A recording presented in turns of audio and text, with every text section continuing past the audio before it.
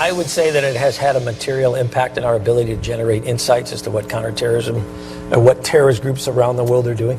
Have I lost capability that we had prior to the revelations? Yes. How much does that concern you? It concerns me a lot. Mike Rogers, the director of the National Security Agency, saying the leaks from Edward Snowden have actually hurt our counterterrorism efforts. The director said this during a conference, as you just saw, hosted by the new America Foundation, explaining to the audience the NSA now has blind spots in their ability to track terrorist communications as a result of the disclosures. As terror threats continue to our homeland, do the Snowden links continue to hamper our fight against those who mean to do us harm? Let's go in depth on this subject, and to do so we turn to Bernie Kerik, the former NYPD commissioner, Skyping in from New Jersey, and from Newsmax Washington, joining us for the whole hour, Republican strategist Ford O'Connell. Bernie, what is your reaction to what the NSA director had to say about the harm done by Edward Snowden? Well, I don't think anybody knows better than him, Admiral Rogers, on what the damage is, what the damage has been, and what the damage could be in the future. And I think that's most importantly important at this point. What's happened in the past, what's been exposed is one thing, but giving these guys insight to what we do and how we do it and where we get our information from going forward is extremely important, especially at a time when we are under more domestic and international threats from ISIS and Al-Qaeda and other radical groups than we've ever been before. So the damage is quite significant, I think. Bernie, how do you think this has most hampered the war on terror? Obviously, Admiral Rogers believes we've been compromised, but not a lot of folks understand how the U.S. gathers intel. Where specifically are we most at risk with respect to Islamic terrorism and rising threats, not only the U.S., but also our allies? Well, I think you have to go back and think about what was going on before 9/11. There was an enormous amount of information that we lost. That we could not communicate from one agency to another. For example, the laws prevented us from the CIA actually speaking to the FBI in many cases. All that stuff has changed. What Snowden did was take our intelligence capabilities and put it out publicly, how we're listening, who we're listening to, and going forward, you have to realize that these networks, the Al-Qaeda and ISIS and these other radical extremist networks, they're monitoring everything that's going on here. And I'm sure that our enemies abroad, and people that's not too happy with the U.S., like North Korea and like Russia and some others, they're distilling this. They're putting this information out publicly. They're sending it out to people that are really not our friends, and it's going to be extremely hurtful at some point. Bernie, you mentioned Snowden. While Snowden sits cozy in Russia, he released yet more information to the media this past week, in fact, saying the NSA assisted Britain with a hack into a Dutch company to steal codes that would enable both governments to eavesdrop on cell phones worldwide. His consistent releasing of information, how troubling is this to you? Well, look, it's quite sickening. I mean, that it continues. I mean, this is a continued attempt to harm the national security of the United States. That's what I feel.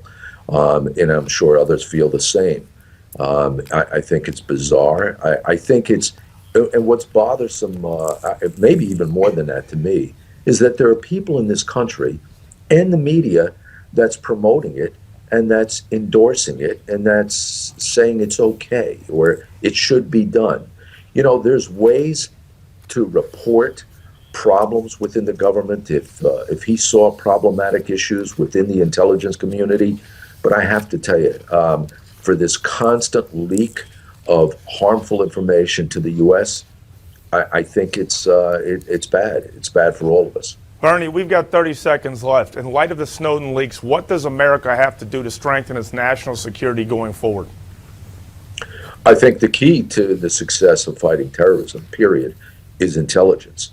The collection of intelligence, the coordination between local, state, and federal authorities, the information that we're getting now from abroad, that stuff is going to help us fight terror and prevent some of these attacks.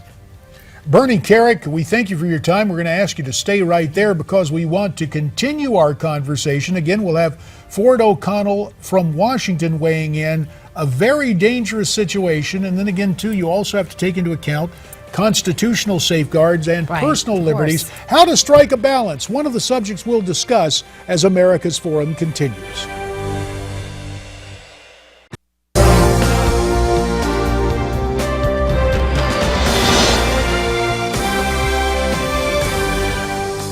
This latest statement from al-Shabaab reflects the new phase we've evolved to in the global terrorist threat, in that you have groups such as al-Shabaab, ISIL, publicly calling for independent actors in their homelands to carry out attacks. What we're telling the public in general is you've got to be vigilant. Homeland Security Secretary Jay Johnson on CNN's State of the Union this past Sunday, saying the face of terrorism has changed. Independent actions, what some people talk about as lone wolves or lone rats, being the latest threat. Of course, on many of those same Sunday programs, the Secretary talked about a specific threat to the Mall of America from al-Shabaab. So, through all of this, the question remains, what can we do, let me say it this way, not only what can we do, what must we do to keep our homeland safe? No better guy to talk to about this than the former NYPD Commissioner Bernie Kerik. And of course, again, we're joined from Newsmax Washington by Ford O'Connell. So Bernie, now the Mall of America apparently back in the news with this specific threat. How real do you believe this threat is? Well, I believe the threat is real. There's, and I think, it's been said that there's no real specific threat, a day, a time, whatever the case may be. JD, it doesn't make any difference. It makes no difference. The constant threat of Al-Qaeda and ISIS and radical Islamic extremists are on this country like they've never been before. The people that attacked us on September 11th, the people that have attempted to attack us since, they still want the demise of our freedoms, our economic freedoms, our religious freedoms. They want the demise of Christianity. They want the demise of Israel. That hasn't gone away. So no one should be surprised that they're calling for this specific attack on the Mall of America. Every mall, every religious institution, every tourist location, every transportation hub is a possible target, and it could come at any time. That's why intelligence is going to be the success of battling these groups. Bernie, but the Obama White House says that the media is overhyping the war on terror and the threat of Islamic extremism, which obviously it can't bring itself to say. So what are your thoughts on that? Is the Obama administration right to downplay the threat, or basically the fact that the Obama administration is downplaying the threat putting us more at risk? Well, I think, when you're the administration, you don't want to be in a position where you're saying something that's going to panic the country. From my perspective, I don't really care what they say, and I don't care what other people say. The reality is the threat is there. It hasn't gone. Listen, go on social media. Forget what the media is saying. Forget what the press is saying. Go on social media, go on Facebook, go on Twitter, look at the Islamic extremist groups out there and listen to what they say. They're the problem. The media is not the problem. These groups are the problem. Listen to what they say. We're coming. We want to do this. We want to kill you. We want to do all this stuff. It should be no surprise to no one if and when it happens, other than the fact that we may miss it and somebody's going to wind up getting killed as a result, and we don't want to miss it. So we want to do everything in our power preemptively, proactively, and make sure we do as much as possible to prevent it. Bernie, I want to get your thoughts on, if we just take a look at the geography of this situation, ISIS is across the Mediterranean from Italy. They've made threats directly on Italy, and yet Tom Friedman, in his recent column in the New York Times, chronicles the fact that Italians are responding in a satirical fashion. Should Italy and the Vatican be worried about the ISIS threats?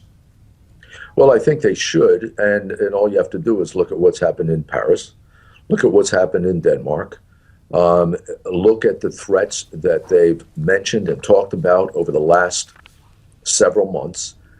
Look at where they are expanding to, Northern Africa, all over the region now, the Arab region. They continue to expand. I think all European countries, the European nations, anybody that supports Israel, they have to be concerned, Italy included. Just about 30 seconds on this one, Bernie. AP reporting Iran's Guard has performed mock attack drills on U.S. carriers in the Strait of Hormuz. This practice something serious? It's always serious. This isn't the first time. They've done this in the past, and it's something we have to continue to monitor and watch.